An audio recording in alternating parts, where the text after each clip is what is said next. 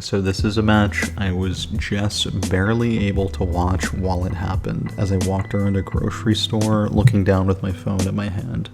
It was that important to me that I saw this Liu Kang mirror to see exactly how Ninjakilla would be proven the more well-rounded Liu Kang. You can just tell that Ninjakilla uses every single tool of Liu Kang's in situations that are so appropriate for those tools to be represented for the first time, or the second time you see them, or the third time. He uses everything. I remember an anecdote that I heard Mr. Aquaman say while he was commentating a Rewind match. Aquaman said that he had a conversation with Rewind that went something like, "Hey, Rewind, why did you use Liu Kang's 1-2? You know it's +3 on block, right?" And Rewind said, "Oh yeah, I forgot about that." To lose your way of actually consistently frame trapping into either of your 9-frame mids, usually forward 4 because that's what's in range. Rewind, I think, especially after this match, knows the power of Liu Kang's 1-2 because Ninjakilla uses it. He doesn't rely on it because Ninjakilla doesn't rely on anything, which is what makes him so adaptable. He has all of his tools in mind at once, but isn't bogged down by remembering what all of his tools are. It's a highly aware and adaptable style of play. Introduces things at opportune moments, and he's always testing and remembering the result of his previous experiments on his opponent. I hope through the course of this match analysis to be able to point out exactly when that's happening. Proof of conditioning. That's kind of what I hope to find the most. Proof of conditioning, because that's what Ninjakilla does best. So Ninjakilla is the red one. This is something that Rewind does a lot, does it very well. Completely clean duck under the fireball, and Rewind's incredibly adamant at holding down without blocking just to set up these beautiful 7-frame stand 1 punishes, and he goes straight into 1-2-3 and gets his bicycles all charged. Uses 2 bars, because charging the bicycle is the most important. Every Liu Kang player knows this. Ninjakilla takes the throw. Ninjakilla actually does a lot of wake up stand 1 after different delayed wake up options. That was clearly a long delayed wake up. Liu Kang laid there for a long time. And I don't know if I'm going to be able to catch the startup of whatever Ninjakilla did, just because he got hit so meaty by this forward 4-3. So yeah, let's see. Yeah, the second hit of forward 4, I can't even see. Is that... It's a counter hit. It must be the beginning of down 1. The character didn't even get to stand up, so it would have to be down 1 or down 3, but not really a good range to use down 3, which is a slower poke than down 1 by 2 frames. So let's assume down 1. Actually, the character was kind of on the way to standing. It could have been stand 1. It's usually stand 1 from Ninjakilla because he wants the big rewards. Anyway, Rewind takes the damage. Does flying kick, actually, so... Prefers the knockdown to the standing reset. Bicycle kick on its own does more than flying kick, and also restands and leaves Liu Kang +3, which is incredible. I'm not sure why Rewind didn't go for it, but maybe he wants to make a read on wake up options. Escape failed already. That's great news for Rewind. He's got 2 bicycles charged and an escape failed charged for one of 2 potential crushing blow throws. So Ninjakilla rolls out, gives himself some space, and knows he's working with corner positioning. Oh, would you look at that? 1-2 already being used. 1-2 allows Liu Kang to frame trap into his throw. So let's see exactly what Ninjakilla frame trapped doing. I can't see what the startup of that is. It must be forward 4 because the character's standing. Looks like Liu Kang's about to kick. I wish this was a 60 FPS upload, but it is not. But anyway, it's a throw counter because Rewind pressed something that was honestly way too slow to even have a chance to get by these plus frames from Ninjakilla's Liu Kang. So, Ninjakilla gets to keep his opponent cornered. Okay. Already another stagger that we're seeing for the first time right here. No, come on, rewind more. So it's pretty surprising just how fast Liu Kang's back 3 recovers as a stagger tool. Even if somebody rolls through it, Liu Kang can block in time, and it's a low as well with great hit advantage. I think Ninjakilla was a little bit too early though. Rewind might have done a short delayed wake up. Let's actually take a look at that.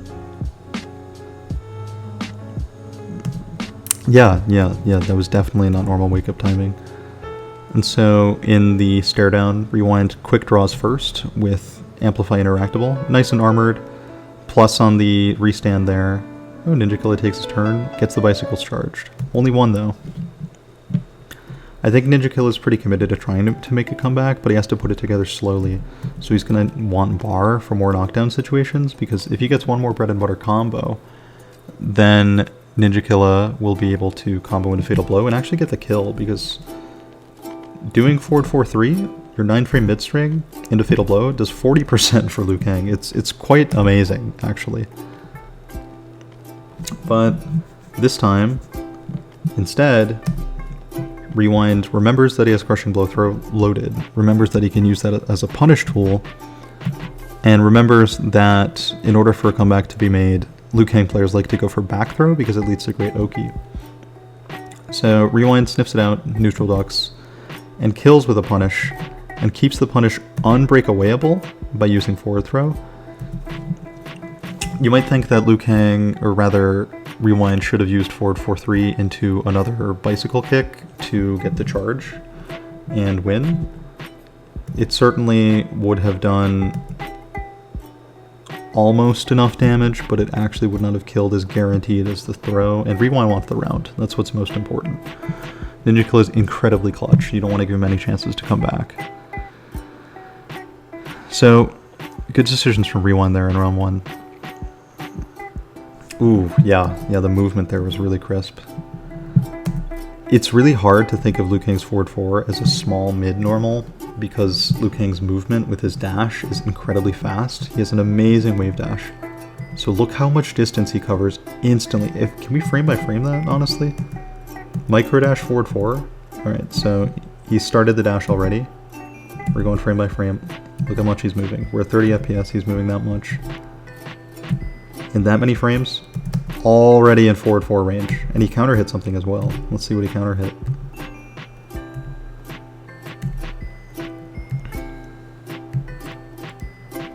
Alright, so standing. That's stand 1 startup right there. Nope. No, that could be back 1. Either way, it got counter hit. Really hard to see in this game.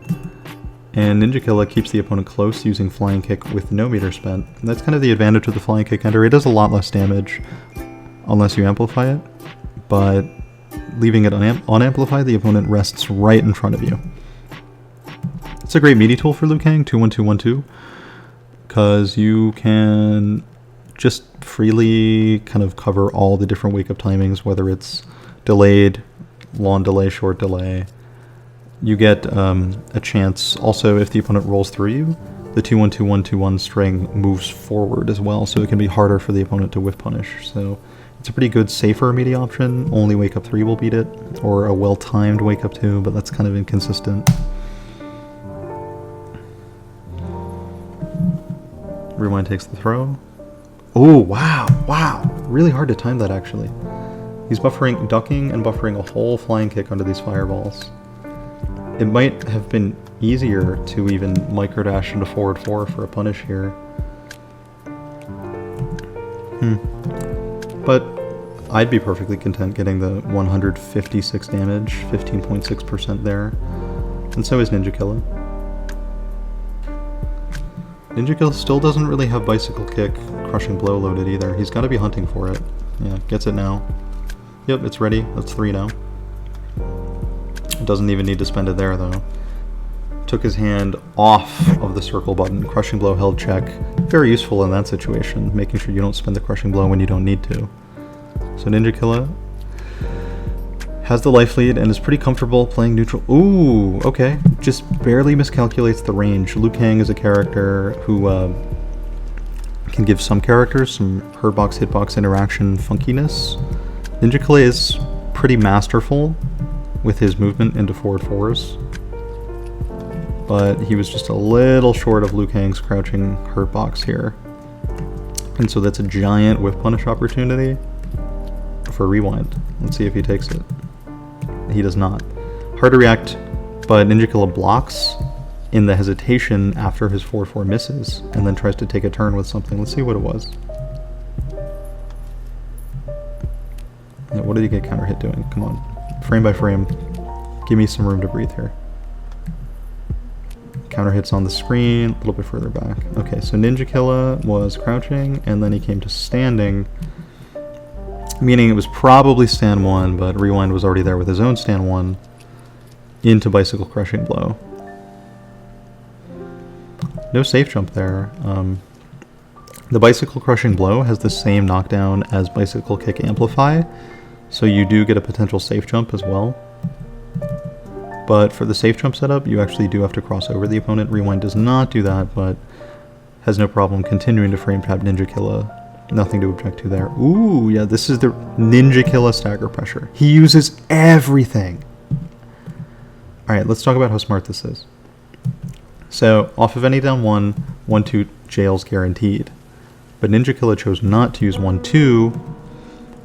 The opponent expects a 1-2 in a situation like that for its hit confirmability and the fact that it's +3 on block. But Ninjakilla knows that people expect the 1-2, so he did just stand 1, and then in the delay and uncertainty that's created by the stand 1 ending, Ninjakilla acts first, knowing that he knew what he was going to do, and Rewind did not know what was going to happen. And in that hesitation, forward 4 counter hits, no problem. So now, 2 Bicycle Kick Crushing Blows have been landed in this round alone. Bicycle Kick Crushing Blow tends to be a big factor in round 3. It's almost always built for round 3 in Liu Kang matches. So Ninjakilla is trying to catch up in the zoning war, but he loses all of his meter trying to do so. But this is actually advantage Ninjakilla right now, because Fatal Blow's on the table for him, and Rewind will die to any Fatal Blow combo and doesn't have a Fatal Blow of himself. Ninjakilla also has breakaway, so juggles are pretty much off the table for Rewind trying to secure the kill. Oh, would you look at that? Oh, another 1-2 frame trap. Rewind, you really have to use that. You must. Rewind taking some time to go to character select afterwards. And maybe reflect on the fact that being +2 off of your 7 frame stand 1 string, sorry, being +3 off of your 7 frame stand 1 string is incredibly worthwhile. Hey, new costumes. Finally, one of them is a human, so the mirror match can make a little bit of sense and also be visually distinguishable. I really appreciate that. It would be nice if we could make sure that that happened for every tournament. So Ninjakilla is the human, as he prefers to be. Rewind took a lot of chip there blocking all 3, but I mean, it's hard to make the decision between ducking and blocking fireballs as Liu Kang, because Liu Kang's one of the only characters with a true low projectile, and it's almost as fast as the high projectile. Only a 3 frame difference in the startup between the two, but the high projectile does travel further, so your default should be neutral ducking in neutral, and then blocking low fireballs on reaction. So long as you're in a decent range away, you can react to the low fireball no problem. Kind of like that, Ninjakilla even can flawless block them on reaction. Some more chip, too. It is your incentive to play lame once you've lost your meter, so that you can waste time and get your meter back. And Ninjakilla is aware of this, so after spending 2 bars of meter on just the projectiles, he's going back to the zoning war, but a little bit less aggressively with meter, just so he can build his meter back. Using the meter right when you're about to build another bar of meter, it's a great way to do it. Sitting on full meter is not in your favor ever in this game. Escape failed, by the way. Rewind has another Crushing Blow throw charged. Interesting. I think Ninjakilla meant to air whiff cancel this into an air fireball, but it did not come out in time, and so Rewind takes the round 1 mid-screen forward 4 Crushing Blow, which is a little bit less typical, especially when you already kind of have a life lead. But I guess Rewind really wanted a chance to use it. He wasn't able to use forward 4 Crushing Blow in the last game rather. So he uses it. I don't blame him. And then a quick duck and a 1-2-3, and Rewind is again taking the first round, but no games yet.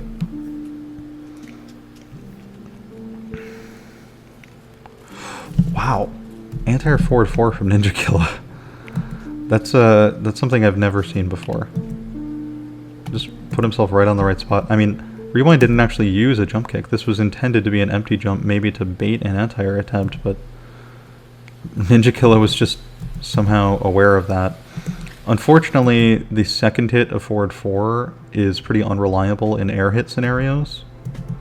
So Ninjakilla would have needed to cancel the first hit of forward 4 in order to get a conversion here. But that's okay. Ninjakilla makes some Oki up with the 2-1-2-1 string. Ooh, yeah, okay. Here's Ninjakilla's stagger pressure. This is where he outshines everybody. So, really good at the mirror Ninjakilla is. He takes his turn after blocking a forward 4-3 from Rewind, and now does 1-2. Frame traps on the table. And so it hits because so far Rewind has pressed buttons against every single 1-2 frame trap. Lesson not learned, even on the third time now. Rewind has struck out. Ninjakilla does the back 1 stagger because it's a less reactable stagger tool than any of Liu Kang's forward 4 pressure. And on hit, back 1 has enough standing hit stun to allow Liu Kang to go for another 1-2 attempt, which he can either hit confirm into a combo using 1-2-3, or become plus on block with 1-2, plus 3 on block specifically. And so that's exactly what he does, except he didn't hit confirm. This is actually really interesting. This is something that I think I need to be more willing to do as a Liu Kang player myself. Ninjakilla landed only the second hit of this 1-2-3 string, and you're not going to be able to hit confirm just the second hit landing, meaning Ninjakilla pre-buffered 1-2-3 on the assumption of some hit making contact, or on the assumption that he's going to cancel it into something later. And so when Rewind gets hit here, maybe trying to duck after something, who knows why he got hit. I mean, I do remember Ninjakilla in game 1 did stand 1 into forward 4, and that has a nice gap. So maybe Ninjakilla was trying to down 1. Sorry, maybe Rewind was trying to down 1 out of Ninjakilla's pressure. So let's just go through this again. Yeah, take your turn after the forward 4. Back 1, 1-2 jail, and it hit. So he dialed the 1-2-3. That's conditioning right there. I figured it out. Okay. Let's go back. Way back in game 1, Ninjakilla did stand 1 into forward 4, which has a nice big gap but is hard to react to. So this time, in an air reset, in a standing reset situation, 1-2-3 instead of stand 1, and confirms the 2-3 into bicycle no problem. Ninjakilla getting tons of damage on the board, remembering things that feel like they were a decade ago in set terms, and they're all working. A little bit of a scramble created by this whiffed stand 4 from Liu Kang, and whiffed stand 2 as well. I don't think Ninjakilla meant to do any of that. Escape failed. Won't really matter in that exact case. It was actually pretty smart of Rewind to do forward throw here. Rewind's in the corner, and so it's a fair assumption that anyone who is cornered will try to back throw you to change positioning. But in this case, when there's a 31% throw on the table, Rewind is perfectly content just going forward throw and getting 31% damage on the table, giving himself a chance to take this round. It still has Fatal Blow as well, so Rewind only needs to do about 20% more damage, and then he'll be able to kill with a Fatal Blow combo. And he's very close. Oh, okay. Chip is a big factor now, though. They both have defense bar, but it can be taken real quick. If Rewind were just a few frames earlier with that flying kick, that would have made contact and put him in a great position to take this match. Good punish from Ninjakilla. Flying kick actually lands Liu Kang pretty far away on block, so you have to use something that advances to punish it. Even if it is negative double digits, you gotta move forward. So yeah, great punishes from Rewind here against Ninjakilla. Interesting. It could almost be viewed as intentional to take that hit there, knowing there's nothing confirmable. Alright, so 4 for 4 now on 1-2 frame traps. Let's see. Oh yeah, I think that was a down 2. I saw the nunchuck come out. I didn't hear it because I don't have volume on, but Ninjakilla frame traps using 1-2, plus 3 now. Has to recover, and let's see. Lots of movement. It's a huge movement. It's honestly kind of blurry. So it must have... Oh no, it was down 1. Wow. That means Ninjakilla's timing was frame perfect. Because throw is 10 frame startup. And down 1 is 7 frames from Liu Kang. And you're +3 on the 1-2. In a situation where a throw and a normal frame-wise would trade, the throw always takes priority. So this was a frame-perfect frame trap throw from Ninjakilla. And Rewind's got to be upset now because none of his challenges have worked. And that time he challenged with something fast, way faster than the 9-frame challenges he was doing before. And it still didn't work. So Ninjakilla teaching a lot of lessons here. Interesting use of breakaway. Because, I mean, Ninjakilla broke himself away there, and he hasn't used Fatal Blow yet in this game. So now he's in the range to use it. Oh, okay. Spends 2 bars there. Wants to put the opponent in just enough damage to kill with Fatal Blow. Ninjakilla is so close. The smallest confirm. Oh, how about not a confirm? Instead of a confirm, do it on the assumption that your opponent will do something else and get hit. That was genius. Okay, let's talk about it. There were so many back 3 meaties and staggers from Ninjakilla in the set, but they were from game 1, way earlier. And often they weren't even hitting, but they were still leaving an impression. And so when Ninjakilla does this back 3-4, it is the first time back 3-4 has been used in the entire set. There were 2 other meaty back 3s to varying degrees of success, but it doesn't even matter. Ninjakilla's changing his tool use so far in advance, and he's doing so in a way that will allow him to instantly win the game on a single touch right here. Ninjakilla over Rewind in this Liu Kang mirror, and Ninjakilla was already on the map, but taking down the tournament champ. Wait, he lived? I forgot that he lived. Well, then it's a chip situation. And the zoning war is going to be in Rewind's favor. I can't believe that the camera went to the players when it wasn't over. Oh, esports, help me. Okay, so Ninjakilla's tossing his meaty fireballs. And the frame data on block isn't so good, so they both recover around the same time. But knowing that Rewind blocked this from so far away, Ninjakilla actually gets to be plus here. If the fireball were blocked from any closer, Ninjakilla would not be plus in the slightest and would absolutely lose the straight, and Rewind would be the one to instantly win this game and potentially take the set later, but nope. Ninjakilla has done this thousands of times. He knows Fatal Blow leaves the opponent full screen. He knows that he's at advantage to throw the first fireball and meet them.